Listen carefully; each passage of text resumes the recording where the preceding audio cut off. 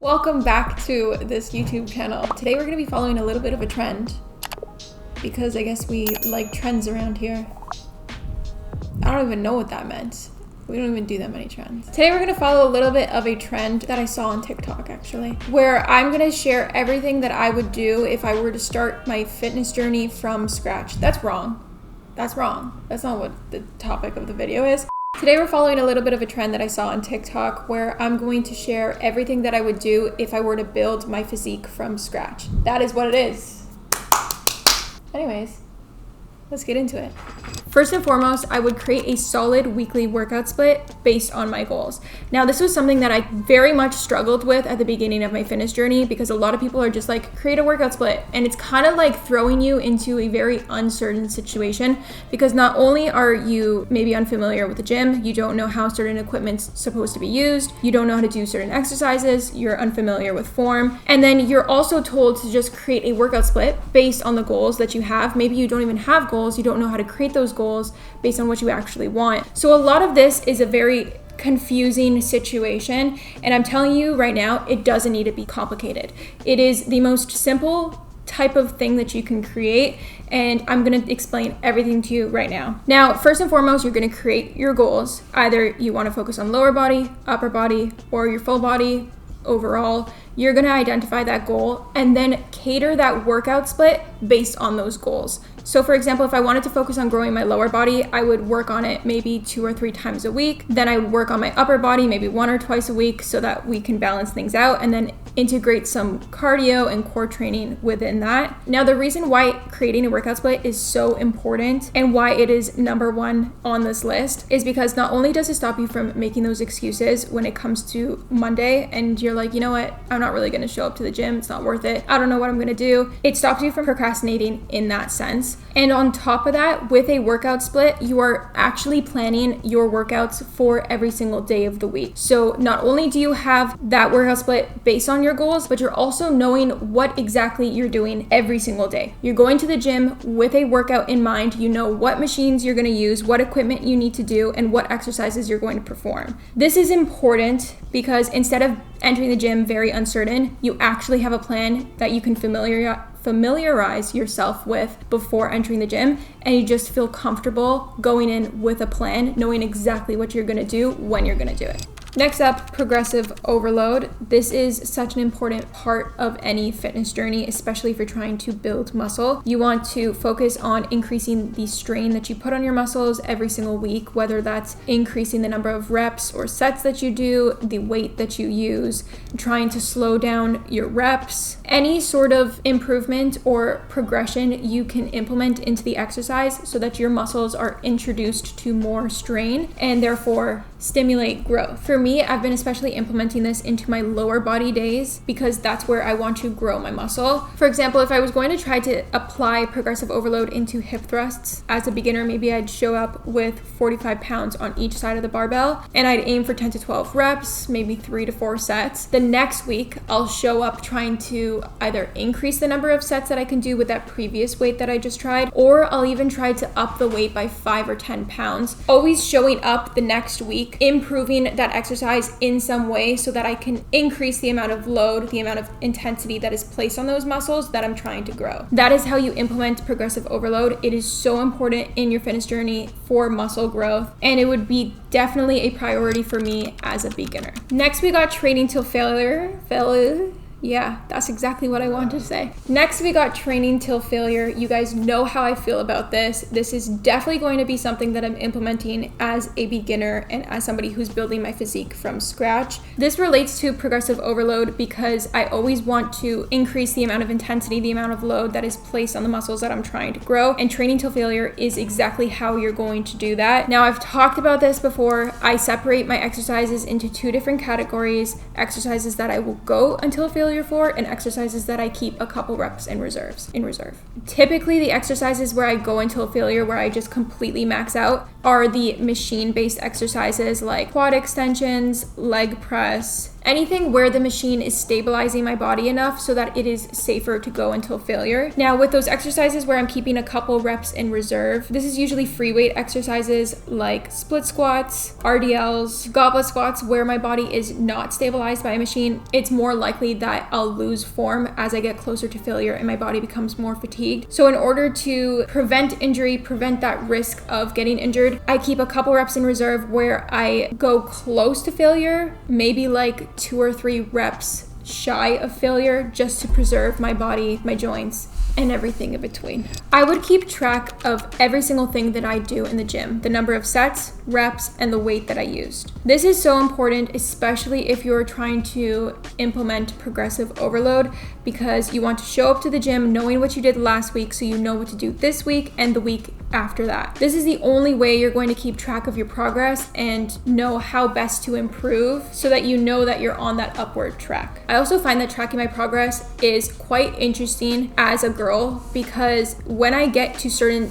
parts of my cycle, and I'm sure a lot of my girls understand this too, my strength will change. So it's pretty cool to track that progress and kind of prepare myself for when it comes to that cycle, that part of the cycle, because I know for a fact when I get to my luteal phase, I automatically weaker and I always get down on myself, but keeping track of that progress kind of reminds myself it's fine. Give yourself a little bit of grace during this week. It is your luteal phase. Look at the weeks before. You're completely fine because you will bounce back the next week. Your strength will be there. It's not completely gone and it's not on you. It's just a part of the natural process of things and there's nothing to be down about it. So there's only a bunch of benefits from progress tracking, I feel, you know? Okay. Looking back to when I was a beginner, I remember how scary it is and how overwhelming it is to consider all these points. And I know I'm throwing them at you, but it doesn't need to be this complicated. This was the main mission behind creating the Plan Over Mood app. I wanted to make sure that there was an app that was easy to follow, straightforward. Whether you're a beginner in the gym, you're experienced, you only have access to minimal equipment, or you can only do workouts from the comfort of your home, this app offers it all for you. And I wanted to make sure that it was completely inclusive and made sure that it was a comfort and safe space for anyone at any point in their journey. So if you're interested in giving the app a try and you want to get started with your fitness journey today, make sure to check out the link in the caption and I'll be waiting for you over there. Progress photos. I would take so many progress photos and I wish I had more. As somebody who was a beginner and was so shy in front of the camera, believe it or not, I did not want to take photos of myself. I would lock it into like my Snapchat eyes only. And then a lot of the times I would delete those photos just by chance that someone will see them. I wish I had so many more because a lot of people will use the scale as a progress tracker when it is the most, I want to say it's the most inaccurate form of progress tracking because there's so many things and so many factors that contribute to weight, especially weight change. And I always recommend to people, looking into the mirror is probably your best indicator. But of course, when you look in the mirror, you're always gonna be a little bit biased. So taking those progress photos and kind of reminding yourself and refreshing your memory of how you looked maybe a year or 2 years ago, it is a clear indicator of how far you've come, especially since you see yourself every single day. You won't be able to notice those minor changes. Seeing those differences as you take photos over the year, over the next 2 years, it's gonna be a complete game changer for you and will help also give you some indication on how you're progressing, if you need to make any changes, how you like your physique, and what you want to do or what step you want to take next for your fitness journey. Nutrition is an obvious one, but this is the biggest question that I ever get asked is how I keep track of my nutrition, what I would do starting from scratch. This is exactly what I would do as somebody who started out on the leaner side and it took some time for me to grow muscle. I would do a slight calorie surplus where I'm eating a little bit over my maintenance while also prioritizing protein, which I'm gonna get into next. A lot of people get scared by the word calorie surplus, especially in the bulking phase of your journey, but it is so important because food is the fuel to your muscle growth. In order to grow muscle, you not only have to work your ass off in the gym, but you also have to make sure that you're fueling your body with what it needs in order to grow. Now, I'm gonna transition into my next step I would prioritize, which is protein. In order to focus on making sure that I'm eating whole and nutritious foods that are high protein, a good rule of thumb for me, which I talked about this in my previous video as well, is implementing a protein source in every single meal. There's so many sources of protein that you can implement into every single meal that will help to make sure that you're reaching your protein goal and nourishing your body with those whole foods that will keep you satiated throughout the day. Now for the specifics with the protein, I would focus on getting 1 gram of protein per pound of body weight. So I don't really remember what I weighed back in the day, but right now, just to give you a reference, I would and I do consume 135 grams of protein per day, which is relative to my body weight, 135 pounds. What did I say? 135 pounds is what I weigh. Yes. Now this is a big one, and something that I always tell you guys to do no matter what is prioritizing your warm-up and cool downs. This is something that I neglected at the beginning of my journey, and if I were to start all the way at the beginning, which I kind of wish I could go back and redo this one thing, is I would make sure that I'm warming up before every single workout. My hamstring, I swear, it is the most annoying problem, and my hip and my back. Most annoying problems that I'm trying to deal with to this day. And it's a problem that has arose. I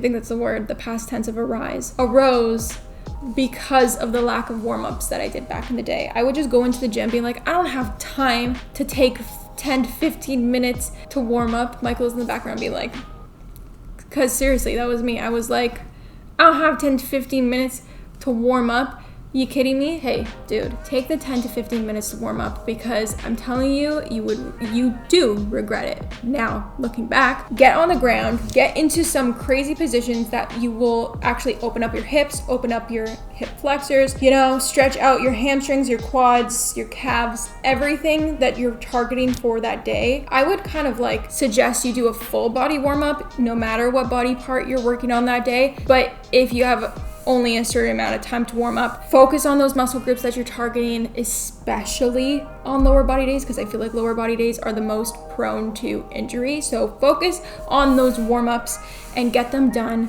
Cool downs are kind of like those things after your workout that you want to just stretch out and make sure that everything's going well. It does help with recovery, and it does help with just making sure the blood's flowing, especially when you're sore the next day. You gotta prioritize that stretch. Anyways, yeah. Proper sleep and hydration is what I'm going to end off with, because it is the most obvious but underestimated topic, I feel. Having a good amount of sleep does wonders for your fitness journey and overall health. You want to make sure that you are giving your body the amount of nourishment that it needs, and that goes beyond nutrition, beyond protein, beyond hydration. You want to make sure that you're sleeping, you're recovering well, so that when you enter the gym, you're fully rested, you're ready to get into this activity, you're able to give it your all, okay? Especially with progressive overload and training to failure, you want to make sure that you're resting up and giving your body exactly what it needs in order to recover and prepare for the next workout day, okay? Get the 7 to 8 hours of sleep a night. Prioritize it over anything else. Don't be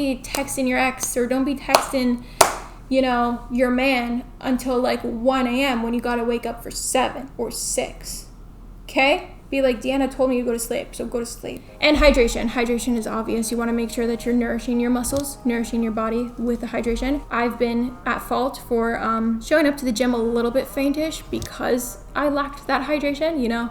The squats, would get up after a squat and be like, whoa, stars. In order to avoid that, let's just hydrate ourselves and make sure that we're giving our body what it needs. And that is a wrap on everything that I would do if I were to build my physique from scratch. If you guys have any questions about these points, or you want to know a little bit more information, make sure to comment your questions down below. Let me know what you want to see next from me. But until the next video, make sure to like, comment, subscribe, and follow me on all social media platforms. Love you so much. Bye.